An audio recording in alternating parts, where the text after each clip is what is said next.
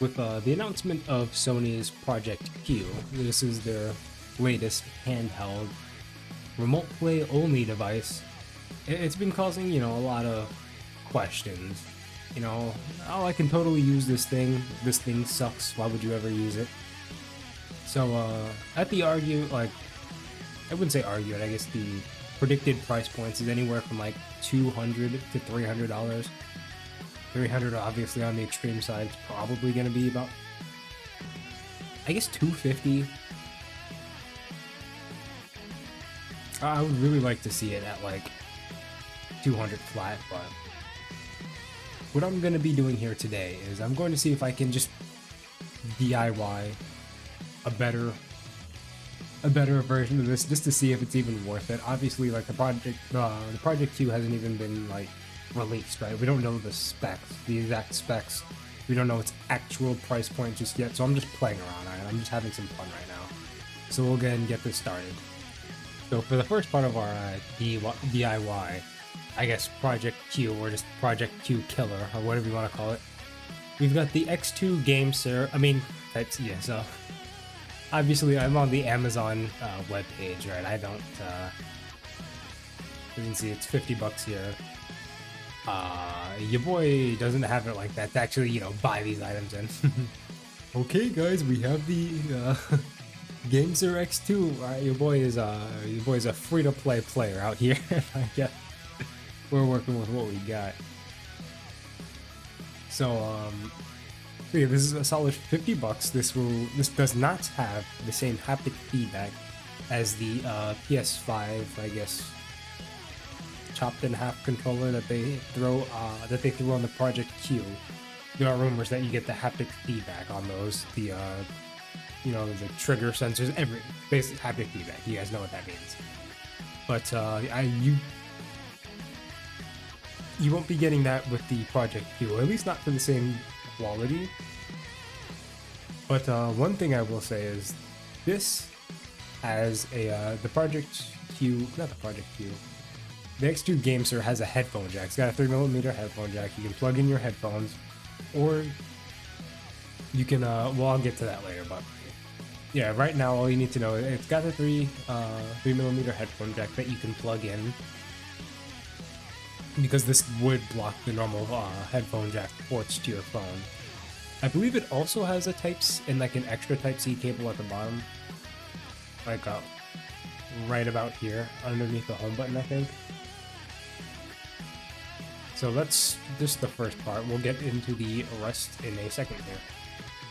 Next, you're going to need a screen for your handheld device. Now, this is where we really start taking a dump on the Project Q. Well, the rumored Project Q. I just gotta keep mentioning this. It's not actually fully announced yet. So, of course, we've got the Google Pixel A from we're on back market here just to get a lower price. Only compatible with AT&T, which is probably one of the reasons that it's only $166. But you see, the carrier doesn't matter, okay? Because the Project Q, you can't play it outside. Well, you can't play it if you're not right next to or in the same house as your PS5, aka you can't play it outside. So, yeah, you can, if you want, you can just use your, hotspot. Okay, big disclaimer here, actually. The real Project Q killer is your smartphone, bro. Just pull out your phone, and you're fine, right? But, right, you don't, hey, I already got enough stuff downloaded on my phone. I don't need extra games and stuff taking up space. Okay, I don't want to drain the battery life of my phone playing stupid games if I need it to, call people and do actual phone things, right? So if you're already going to buy a separate device, you can actually just buy a separate phone for probably cheaper than what the Project Q is going to be going for. So we've got that total of $166 and the $50 on the GameSir X2 controller. We're at $216 now. That is a bit over the rumored 200 price point, which is the rumored low. The rumored high is 300. The rumored low is It's only 200. The middle, it's probably gonna be 250. Yeah, that's what I'm gonna have a guess at. If it's 150, it's if it's 150, that's like it's an absolute steal. It's a steal, but I don't know if it's good value. It's still like $150 on something that you don't really need. But if you're in your house, you can just charge your phone, right? Your phone would just be on the charger while you're playing games. But if you really want another device, right? You got the Google Pixel 6a. Again, you know, you can use your hotspot if you're out and about. You can take this thing on the go with you. However, the reason I am looking at the Google Pixel 6a here is because this thing... let me see here. Okay, on back market we don't get the full specs. Lots of reviews. Okay, I'm gonna pull up the specs real quick if you don't mind. So here's just a rapid fire of the specs. So as you can see, the display 6.1 inches. It's 1080p resolution, 60 hertz refresh rate. I only heard, I'm not sure, but I heard that you can actually just switch this to 90 hertz in the settings on the Google Pixel 6a. That's just what I've heard though. Camera, I mean, you're not really going to be using it for the camera. It's got a decent camera though. I don't be mistaken. But the hardware tensor. Oh, pretty sure this thing's running Snapdragon. I'm not sure. It's going to tell me which Maybe I just picked a bad website.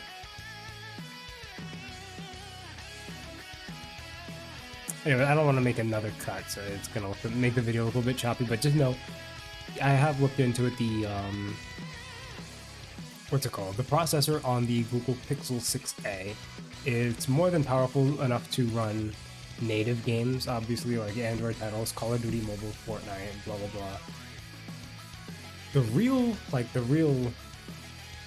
kick in the butt for the Project Q is this thing can emulate, right?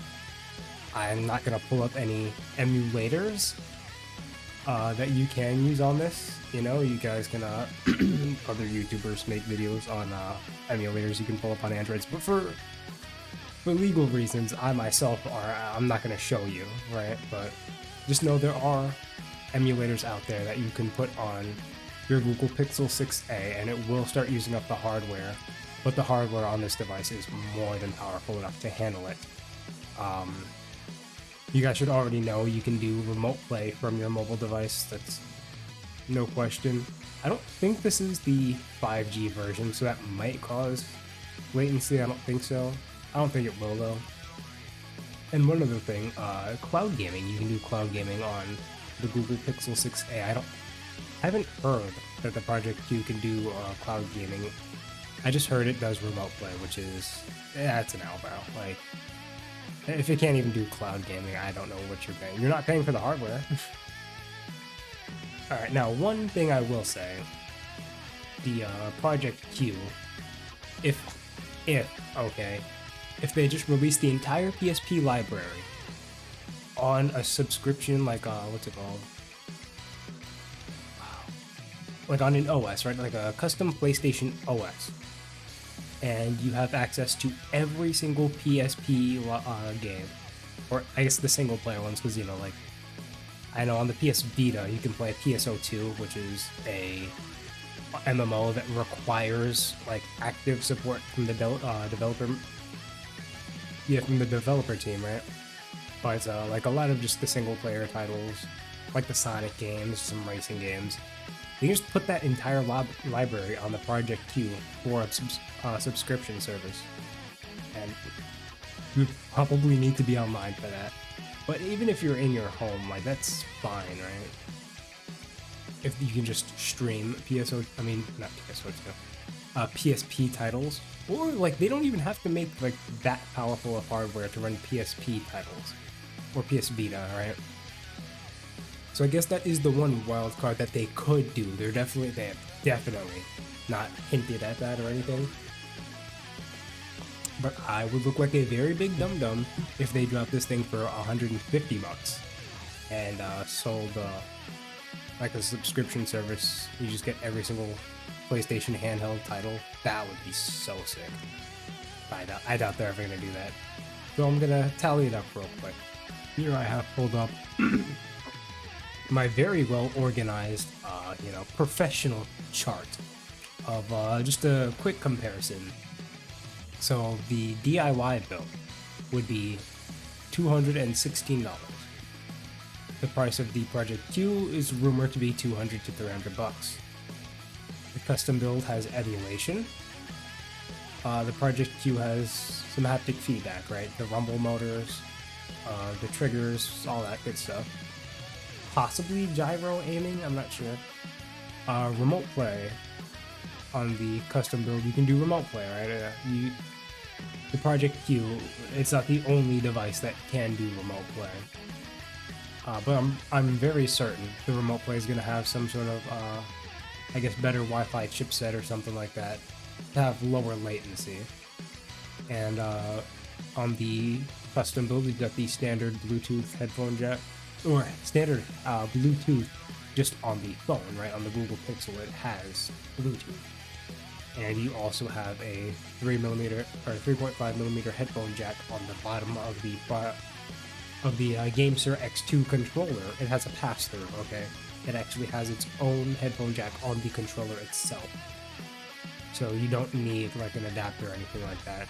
Because I already mentioned, when you put the, handheld controller onto your phone, it blocks the headphone jack ports, if your phone even has one. Some phones just don't have one. And now the low latency wireless earbuds on the Project Q, they were announced, I believe. Like they do their own, wireless. I'm not actually familiar with the technology, but I know it's not exactly Bluetooth, because Bluetooth has some latency or something like that. So, if you think, the haptic feedback right here, really, haptic feedback, the lower latency, and the compatibility with wireless earbuds, right? The custom DIY build, it doesn't come with headphones or anything like that, but you just have the jack. Just like the Project Q doesn't come with the earbuds that Sony announced, but you can purchase them, and it is compatible. So, as you can see, $216. You get emulation, you get a 60 Hz refresh rate, which I don't even know how I mentioned that. You probably get the same thing on the Project Q. What else? You can play native Android games. You can use it outside. Yeah, that's the main thing with the native games. You can just play them outside. If you want to play Genshin Impact, Honkai Impact, you just pull out your Google Pixel, walk outside, and you're gaming, right? Project Q, you go outside, close the door behind you. Whoops, I disconnected from my PS5. So, I really wish I could just show you guys, a custom build. Let me see. I have my cell phone here, so I just imagine you're gaming on your phone, you're doing pew pew bits and bobs. Yeah, I just don't see spending $200 on something you can't even walk outside with.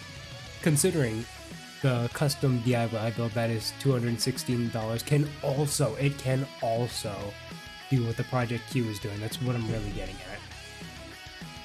The DIY build can step on the Project Q's toes, and the Project Q has just almost no retaliation. Like haptic feedback and lower latency is a plus, but they just completely kill the support for other features. I don't know about that. Now again, if they cut the price down to $150, we'd be looking crispy. I still don't know if it's a good buy. That's a reasonable price for this product, but I just can't justify actually buying. Actually, let me pull up the wireless earbuds just so I can get a better look. I haven't seen a decent look at them, so I'll have to check them out. Here are the PS5 earbuds. I mean, they're wireless earbuds specifically for gaming, right? They've got the low latency technology that's specifically compatible with the Project Q. Probably going to be pretty expensive. Like, I'm not going to hold the price of these against the Project Q because you can just use, I'm pretty sure you can just use any other headphones. But I guess I'll wrap it up here, I guess. If you really just like the hat, like, the only reason I can suggest this is if you literally just like the haptic feedback, like, oh my goodness, my controller's vibrating. The triggers, they're not letting me pull on them, let's go. Like, if that's really what you want, sure. But if you want features, you can just build your own. Like, it's not even building it, just buying other products, slapping them together, and they will do what the Project Q can do and so much more. So like, the reason I haven't brought up like the Steam Deck and the Aya Neo Asus Ally, because they're just like 3 times as much. They're just gonna be more expensive, but you can still do your own budget build. I keep saying build, it's like you're not really building anything, you're just slapping together a Google Pixel 6a and a GameSir X2. Now if you wanna like, I guess, build something crazy, you can do a more expensive phone. The issue is if it's too expensive, right? If it's like a $500 phone and you're slapping together like, I guess, let me see, like a Backbone 1, I know is like $100. Let me see. Let me just pull it up real quick. I definitely clicked on the bar. Thank you, Amazon. Let me type now. So you go Backbone 1, you get the PlayStation model if you want. It's like $100. And if, let's see, just do a Google Pixel 7, right? Something even more powerful. You can see a $400 device, $500 device. You throw those two together and you basically have a Steam Deck, so you might as well go buy one which has better performance, is what I'm getting at. So as you can see, if you stick with like the lower end stuff, or let's see, what is the name of the Lenovo tablets? Oh man, Lenovo Tab. I think that's what they're called. Yeah. Okay, look. Listen, I have no clue what I just searched up. There's so many tablets. All right, but as you can see, this thing is $85. So if you really want to go budget, right? If you really want to slap the Project Q around, you can go like $85. Slap on the $60. What is it? What am I doing? Where am I? Oh, I backed out, right? So I can't find it now. What was it? $50? So we've got excellent quality sold out. How is this sold out? I just think they never got the stock. I think they're capping on that sold out part. But yeah, there you go, $135. If you really want to like go cheap, this probably won't be able to emulate games the greatest, but you can still do some native gaming, emulate some older titles, right? And just keep in mind, I did a lot of research on the Google Pixel 6a to realize, to find out the good processor in it. I literally just pulled this up in like 2 seconds. Okay.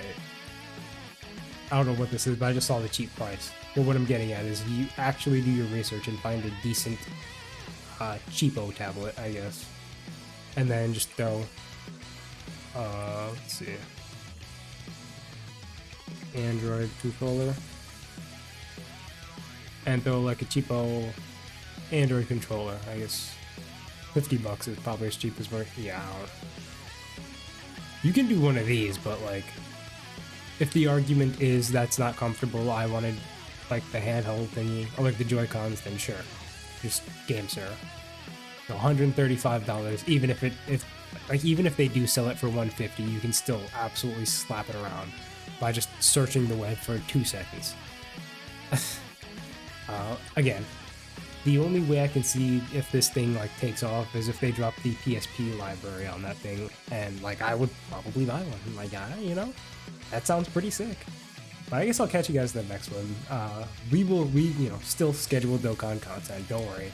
I'm not turning into a tech channel. I'm not nanogenics out here, alright? I barely got this channel to 500. I'm still working on it, so I'll catch you guys in the next one.